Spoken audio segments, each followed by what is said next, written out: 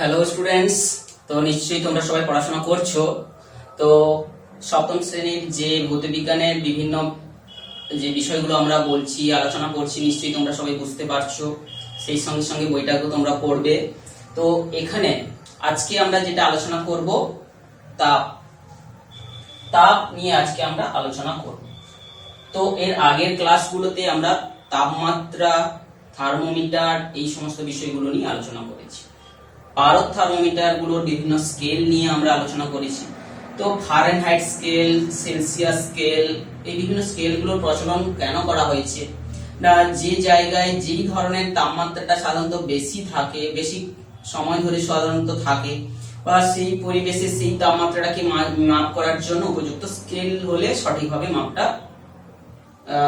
বুঝতে সুবিধা হয়। যেমন কি আমাদের আমেরিকা বা শীতল অঞ্চলের যে দেশগুলোতে, সাধারণত অর্থাৎ নাতিশীতোষ্ণ অঞ্চলের দেশগুলো বলতে পারি, তো সেখানে সাধারণত ফারেনহাইট থার্মোমিটারের স্কেলটা বেশি প্রচলিত। তো সেই থার্মোমিটার এবং ফারেনহাইট থার্মোমিটারে আমরা দেখেছি স্কেলটা অনেক বড় হওয়ার জন্য মানগুলো একটু বেশি বেশি হবে।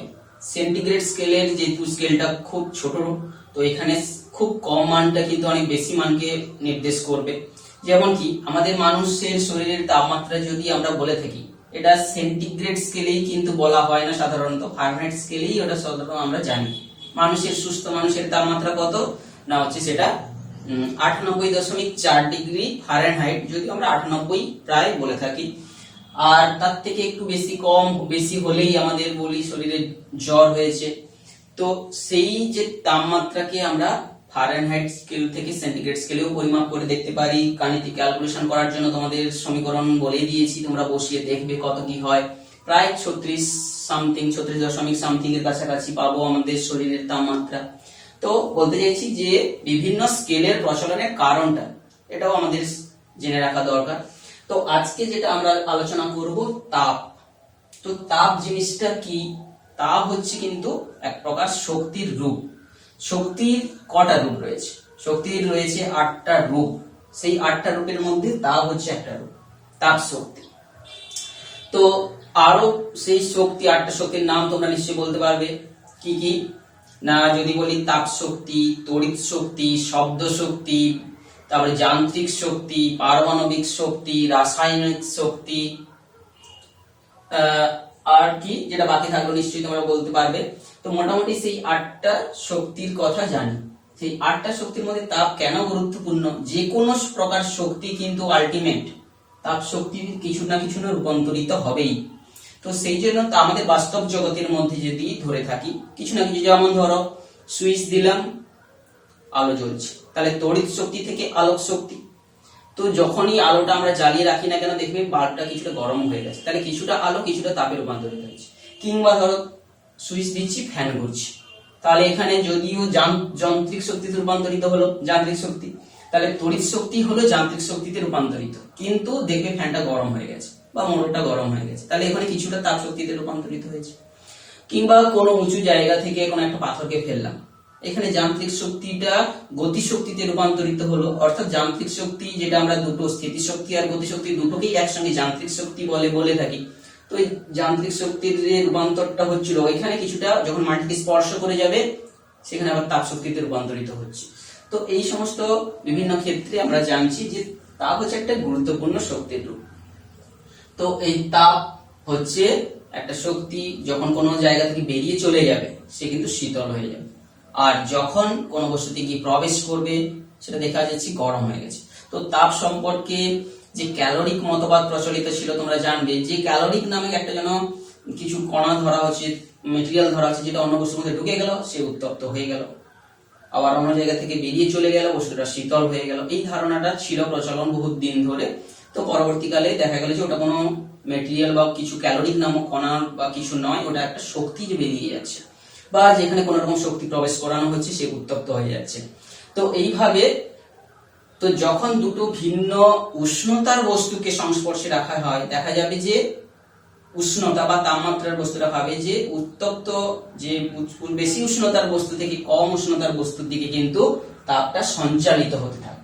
দুটো উষ্ণতা, ভিন্ন উষ্ণতার বস্তু, একটা এ একটা বি, এটা হচ্ছে তাপমাত্রা T1, এটা তাপমাত্রা T2, T1 টা গ্রেটার দেন T2, তাহলে তাপ শক্তি কিন্তু বেশি উষ্ণতার বস্তু থেকে কম উষ্ণতার বস্তুর দিকে সঞ্চালিত হবে। কতক্ষণ হয় আমরা দেখে থাকি যে যখন না পুরোটা সমান হয়ে যাচ্ছে। এটার উদাহরণ তোমরা সহজেই বুঝতে পারবে। এই শীতের দিনে যখন তোমরা কোনো একটা জায়গাতে বালতির জলটা ঠান্ডা প্রচুর, তোমরা কোনো জায়গা থেকে ছোট পাত্রতে জল গরম করে বেশি উষ্ণতার জল নিয়ে এসে এইখানে মেশাবে, দেখবে কিছুক্ষণ পরে পুরো জলটার টেম্পারেচার একটা সেই কম থেকে বেশি হয়ে একটা মিডিয়াম টেম্পারেচারে চলে গেছে, যে T1 এর থেকে কম আবার T2 থেকে বেশি। টিটা তখন কি হয়ে যাবে, T2 থেকে বড় আর T1 এর থেকে ছোট একটা টেম্পারেচারে পরিণত হবে। তো তোমরা বুঝতে পারছো যে যতক্ষণ না এরকম হতে থাকে নিশ্চয়ই কিছু প্রক্রিয়া ঘটতে থাকে তাপ শক্তিটা। তো আজকে আমরা সপ্তম শ্রেণীতে যেটা জানবো সেই তাপ, কোন যে বস্তুর মধ্যে তাপ শক্তি কতটা রয়েছে কিংবা কতটা তাপ শক্তি সে ছেড়ে দেয় কিংবা কতটা নেয়, কি কি বিষয়ের উপর নির্ভর করতে পারে। তো যখন কোন একটা বস্তু, এখানে আমরা সাধারণত বস্তু হিসাবে তরল একটা জলকে নিলাম, কিছু পরিমাণ জলকে নিলাম, একটা পাত্রতে জল রাখলাম। তো আমরা দেখতে চাইবো যে এই জলটা যখন আমি এটাকে দুটো সেম টাইপের পাত্র নিই, একই পরিমাণ জল নিয়েছি, তো দুটো একই ধরনের বার্নারের উপর বসিয়েছি, দেখা যাবে দুজনকেই সেম পরিমাণ, তাহলে দুজনের ভর এখানে সেম রয়েছে। এখানে কিছুক্ষণ বেশি তাপ দিলাম, এখানে কিছুক্ষণ কম তাপ। একটা থার্মোমিটার ডুবিয়ে রেখেছি, এখানে ধরো 50 ডিগ্রি সেন্টিগ্রেড হয়ে গেল, এখানে হয়ে গেল 70 বা 75 ডিগ্রি। তাহলে নিশ্চয়ই এখানে বেশিক্ষণ তাপ দেওয়ার ফলে এই বস্তুর, এই পদার্থটার মধ্যে বেশি পরিমাণ তাপ শক্তি আছে। অর্থাৎ তাপ শক্তি কার মধ্যে বেশি রয়েছে সেটার ইন্ডিকেশনটা আমরা পাচ্ছি তার টেম্পারেচার থেকে, তাপীয় অনুভূতি যেটাকে আমরা বলে গেছি। তাহলে তাপমাত্রাটা কোন বস্তুর মধ্যে তাপ দেওয়া, যাকে আমরা ইংরেজিতে H দিয়ে প্রকাশ করছি, কারণ তাপের যে ইংরেজি হচ্ছে হিট। তো এই তাপটা কে বেশি নিল, কোন বস্তুটা বেশি নিল পদার্থটা, সেটা নির্ভর করছে উষ্ণতার যে পার্থক্যের উপর। কত বেশি উষ্ণতা পার্থক্য আমি সৃষ্টি করছি। প্রথম অবস্থায় ধরো দুজনেই আমাদের রুম টেম্পারেচার ধরো 12 ডিগ্রিতে ছিল, তো 12 থেকে 50 গেছে, এই 12 থেকে 75 গেছে, যেকে বেশি পরিবর্তন ঘটিয়েছি। তাহলে উষ্ণতার পরিবর্তন বা উষ্ণতার বৃদ্ধি, তবে সে নেমে, বা উষ্ণতা হ্রাস যদি করা হয় তত সে ছেড়ে দিচ্ছে। তাহলে কে বেশি নিচ্ছে বা কোন পদার্থটা কম নিচ্ছে, সেটা উষ্ণতাটা কতটা বাড়িয়েছি সেটা দেখে আমরা নির্বাচন করতে পারি। সেকেন্ড আর একটা সিচুয়েশন আমরা যে যদি ধরি, যে সেম টাইপের আমরা একই পদার্থ, ধরো একটা ছোট্ট গ্লাসের জল নিয়েছি, একটাতে একটু বেশি জল নিয়েছি, দুটোই জল, পদার্থ একই কিন্তু পরিমাণ আলাদা। তাহলে এটাতে মনে করি M1 পরিমাণ রয়েছে, এটা M2 পরিমাণ, তাহলে বুঝতেই পারছো M2 টা গ্রেটার দেন M1, এই পরিমাণটা বেশি। তো এখন দুজনেরকেই আমি সেম টাইপের একটা যে বার্নারের উপর তাপ দেওয়ার যে এটার উপর বসিয়েছি। আমরা বাকি ছবিটা আঁকছি না, জাস্ট বোঝানোর জন্যই বলছি। তো এখানে দেখা গেল এখানে একটা থার্মোমিটার ডোবানো আছে, এখানে একটা থার্মোমিটার ডোবানো আছে, দুটোতেই আমি 50 নিয়ে গেলাম, এটাতেও আমি 50 নিয়ে গেছি। এই বস্তুটার তাপমাত্রা, বা যেখানে জল আর এখানেও জল রয়েছে, দুটো জলেরই তাপমাত্রা আমি 50 নিয়ে গেলাম। তোমরা বলো তো কোনটাতে বেশি তাপ দিতে হবে? জেনারেলি এটা, কারণ এখানে অনেক পরিমাণ জল রয়েছে, তাকে 50 পাঠাতে গেলে অনেকক্ষণ ধরে তাপ দিতে হবে।